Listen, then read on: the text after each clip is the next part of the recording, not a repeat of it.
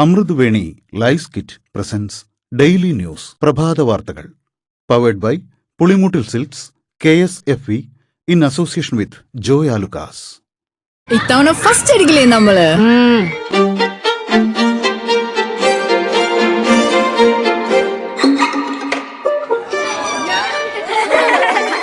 കുട്ടികൾക്കൊക്കെ പെയിൻ ശല്യം ഉണ്ടാകും. അതുകൊണ്ട് ലൈസ് കിറ്റ് ഉപയോഗിച്ച് ക്ലാസ്സിൽ വരാൻ പ്രത്യേകം ശ്രദ്ധിക്കണം. ലൈസ് കിറ്റ് ലൈസ് റിമൂവർ പെയിൻ ശല്യത്തിൽ നിന്നും ഉടനടി ആശ്വാസം.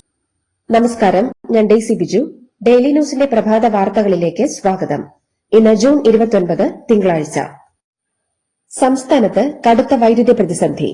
ഇന്നലെ രാത്രി 7 മുതൽ 8 വരെ വൈദ്യുതി ലഭ്യതയിൽ കുറവുണ്ടായതിനാൽ KSEB വൈദ്യുതി നിയന്ത്രണം ഏർപ്പെടുത്തി. വൈദ്യുതി വാങ്ങാൻ കഴിയാത്തതും ഗ്രിഡ് ഫ്രീക്വൻസി അസാധാരണമായി താഴ്ന്നതും മൂലമാണ് നിയന്ത്രണം വേണ്ടിവന്നത്. മഴ കുറഞ്ഞതുമൂലം ഡാമുകളിലെ ജലനിരപ്പ് 20.8% കുറഞ്ഞതോടെ വൈദ്യുതി ഉൽപാദനം വർദ്ധിപ്പിക്കാനായില്ല. ഉയർന്ന വിലയ്ക്ക് വൈദ്യുതി വാങ്ങാനുള്ള KSEBയുടെ അപേക്ഷ വൈദ്യുതി റെഗുലേറ്ററി കമ്മീഷൻ ഇന്ന് പരിഗണിക്കും. എൻഫോഴ്സ്മെന്റ് ഉദ്യോഗസ്ഥരെ ആക്രമിച്ച കേസിലെ പ്രതിക്ക് കോടതിയിൽ ജാമ്യം കിട്ടുന്ന നിലപാടെടുത്ത തിരുവനന്തപുരത്തെ public prosecutor doctor T Geena കുമാരിയെ സ്ഥാനത്ത് നിന്ന് നീക്കം ചെയ്തു. അഡീഷണൽ ഗവൺമെന്റ് പ്ലീഡർ AR ഷാജിക്കാണ് ചുമതല. സന്തോഷ് കുമാറിനെ സ്പെഷ്യൽ പ്രോസിക്യൂട്ടറായി നിയമിച്ചു. ഗീന കുമാരിക്കെതിരെ സർക്കാർ ഇന്ന് ഹൈക്കോടതിയെ സമീപിച്ചേക്കും. വീര്യം കുറഞ്ഞ മദ്യത്തിന് നികുതി ഇളവ് നൽകിയ ബജറ്റ് നിർദ്ദേശമടങ്ങുന്ന ധനബിൽ ബുധനാഴ്ച നിയമസഭയിലെത്തും. നികുതി ഇളവ് നിർദ്ദേശം ബില്ലിൽ ഉൾപ്പെടുത്തിയതിൽ അസാധാരണമായി ഒന്നുമില്ലെന്ന് മന്ത്രി കെ മുരളീധരൻ. നടപ്പാക്കേണ്ടതുണ്ടോ എന്ന് UDF തീരുമാനിക്കും. വീര്യം കൂടിയതിന് നികുതി കുറച്ചിട്ടില്ലല്ലോ എന്നും അദ്ദേഹം പറഞ്ഞു. വീര്യം കുറഞ്ഞ മദ്യത്തിന്റെ നികുതി കുറച്ച് ധനബില്ലിൽ ഉൾപ്പെടുത്തിയത് സ്വകാര്യ മദ്യലോബിയെ സഹായിക്കാനെന്ന് പ്രതിപക്ഷ നേതാവ് പിണറായി വിജയൻ. ബില്ല് പാസായാൽ വിൽപ്പനയ്ക്ക് സർക്കാർ അനുമതി വേണ്ട. ബജറ്റിനൊപ്പം നികുതി ഇളവുകൾ നിയമമാക്കുന്ന ഫിനാൻസ് ബിൽ സഭ അംഗീകരിച്ചാൽ അത് നിയമമാകും.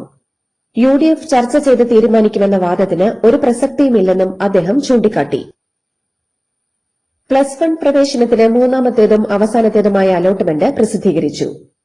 വിദ്യാർത്ഥികൾക്ക് ഇന്ന് രാവിലെ 11 മുതൽ പ്രവേശനം നേടാം. പ്രവേശന നടപടികൾ ജൂലൈ 3 വൈകിട്ട് 5 മണിക്ക് പൂർത്തിയാകും. തിരുവനന്തപുരം നഗരസഭയിലെ UDF അവിശ്വാസ പ്രമേയത്തെ പിന്തുണയ്ക്കില്ലെന്ന് LDF.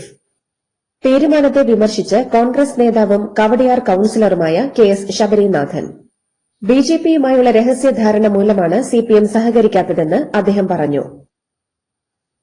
തിരുവനന്തപുരം കോർപ്പറേഷൻ കൌൺസിൽ യോഗം ഇന്ന് ചേരുമെന്നും പ്രതിപക്ഷത്തിന്റെ അവിശ്വാസ പ്രമേയ നീക്കത്തെ നേരിടുമെന്നും മേയർ VV രാജേഷ്. കോർപ്പറേഷന്റെ പല സ്വത്തുക്കളിലും സാമ്പത്തിക നേട്ടമുണ്ടാക്കുന്നത് CPM നേതാക്കളാണ്. വൈകാതെ തന്നെ അത് നിർത്തലാക്കും. കോൺഗ്രസ് നേതാവ് ശബരിനാഥ് ആന്തൂറിയം പൂവുമായി മഴയത്ത് നിൽക്കുകയാണ്. CPM നേതാവായ SP ദീപകിന് അവലോസുണ്ട നൽകുന്നില്ല. അവിശ്വാസ പ്രമേയ നീക്കത്തെ മേയർ രാജേഷ് പരിഹസിച്ചു.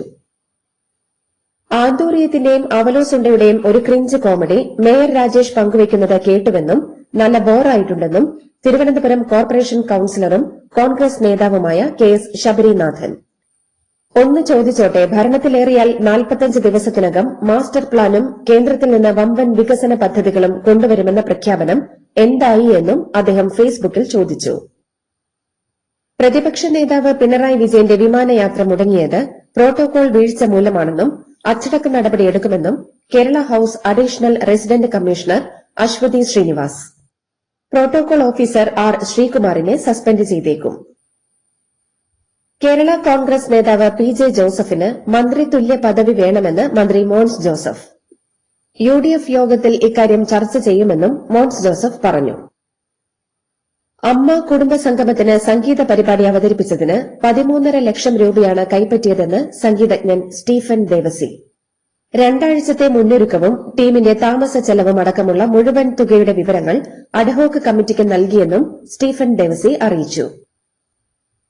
എറണാകുളത്ത് നിന്നും സ്ഥലം മാറി 4 മാസം കഴിഞ്ഞിട്ടും ക്യാമ്പ് ഓഫീസ് വിട്ടു നൽകാത്ത SP ഹേമലതയ്ക്ക് മെമ്മോ.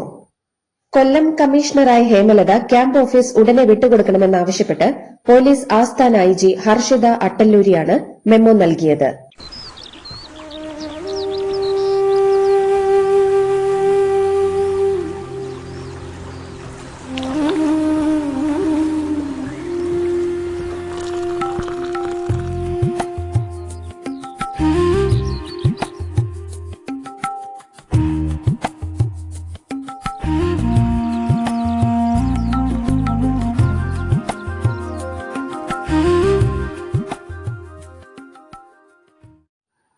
സംസ്ഥാനത്ത് ശക്തമായ മഴയ്ക്ക് സാധ്യത. 6 ജില്ലകളിൽ ഓറഞ്ച് അലർട്ട് പ്രഖ്യാപിച്ചു. ഇടുക്കി, എറണാകുളം, കോഴിക്കോട്, വയനാട്, കണ്ണൂർ, കാസർകോട് എന്നിവിടങ്ങളിലാണ് ഓറഞ്ച് അലർട്ട്. പബ്ലിക് സർവീസ് കമ്മീഷന്റെ പരീക്ഷാ മൂല്യനിർണ്ണയത്തിൽ വൻ ക്രമക്കേടെന്ന് ആരോപണം.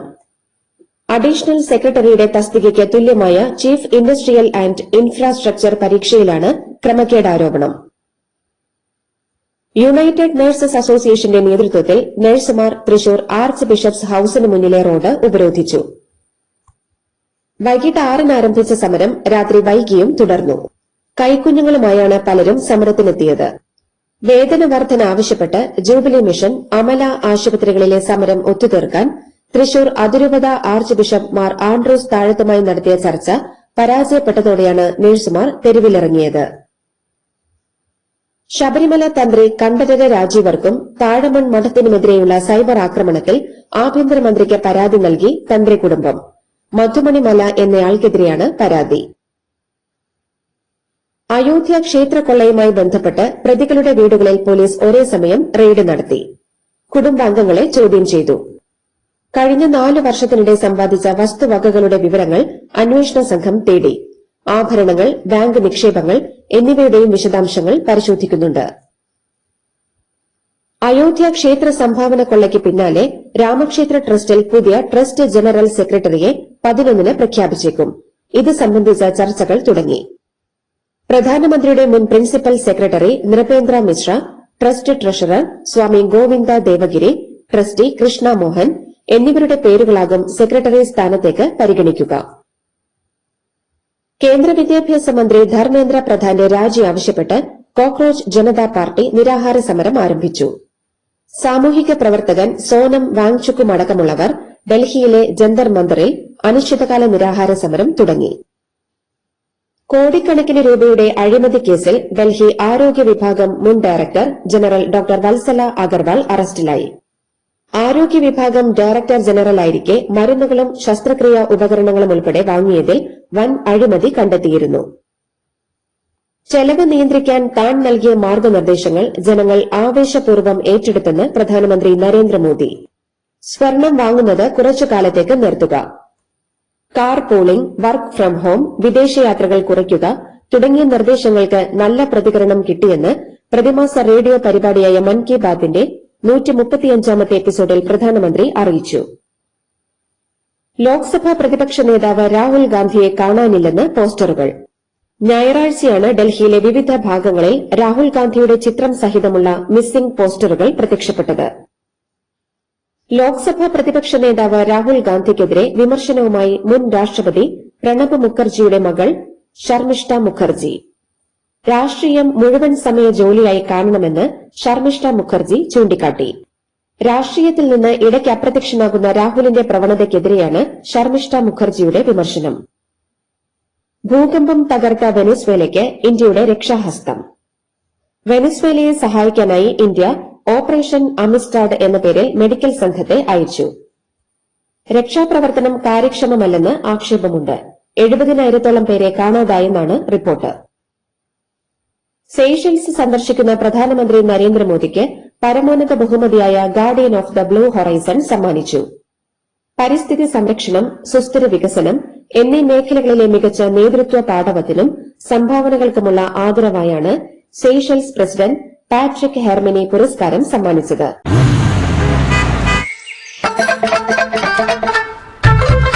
എല്ലാവർക്കും വന്നു ഡാൻഡ്രഫ്, എന്തു ചെയ്യും ചേട്ടാ? പേടിക്കണ്ട, ഇവിടുണ്ടല്ലോ ഡാൻഡ്രോഫിറ്റിൻ ഓയിൽ. ഉടനടി മാറും താരൻ, ഉപയോഗിക്കൂ വേഗം. അമൃത്വേനി ഡാൻഡ്രോക്വെറ്റ്, ദി അൾട്ടിമേറ്റ് ഡാൻഡ്രഫ് സൊല്യൂഷൻ. പശ്ചിമേഷ്യയിൽ വീണ്ടും യുദ്ധഭീതി. പശ്ചിമേഷ്യയിലെ 8 US താവളങ്ങൾ തകർത്തതായി ഇറാൻ അവകാശപ്പെട്ടു. തെക്കൻ ഇറാനിലെ ഖിഷം ദ്വീപിലും സിരിക്, ബന്ദർലൻക തീരനഗരങ്ങളിലും US ബോംബിട്ടതിന് പിറകെ ഇന്നലെ ബഹ്റൈനിലും കുവൈറ്റിലും ഇറാന്റെ ഡ്രോൺ മിസൈൽ ആക്രമണങ്ങൾ ഉണ്ടായി. ഖത്തറിൽ ഇറാൻ നടത്തിയ മിസൈൽ ആക്രമണത്തിൽ നാവികൻ കൊല്ലപ്പെട്ടു. ഒരാൾക്ക് പരിക്കേറ്റു. ഖത്തർ സ്വദേശിയാണ് മരിച്ചത്. സൌദി അറേബ്യയിൽ ദേശീയ എണ്ണ കമ്പനിയായ സൌദി അരാംകോയുടെ ഉടമസ്ഥതയിലുള്ള ഹെലികോപ്റ്റർ തകർന്നു വീണ് 14 മരണം. റാസ് തനൂറയിലാണ് അപകടമുണ്ടായത്. അപകടത്തിൽ മരിച്ച 14 പേരും സൌദി പൌരന്മാരാണ്. ജനങ്ങൾ പട്ടിണിയിലായിരിക്കുമ്പോൾ യുദ്ധം പ്രോത്സാഹിപ്പിക്കുന്ന ലോക നേതാക്കളെ വിമർശിച്ച് ലിയോ 14 മാർപ്പാപ്പ. പട്ടിണിയെ നേരിടാനാകണം ഭരണകൂടങ്ങൾ ശ്രദ്ധിക്കേണ്ടത്. യുഎന്നിന്റെ ലോക ഭക്ഷ്യ പദ്ധതിക്കുള്ള സഹായം യുഎസ് പ്രസിഡന്റ് ഡൊണാൾഡ് ട്രംപ് കഴിഞ്ഞയാഴ്ച വെട്ടിക്കുറച്ചിരുന്നു.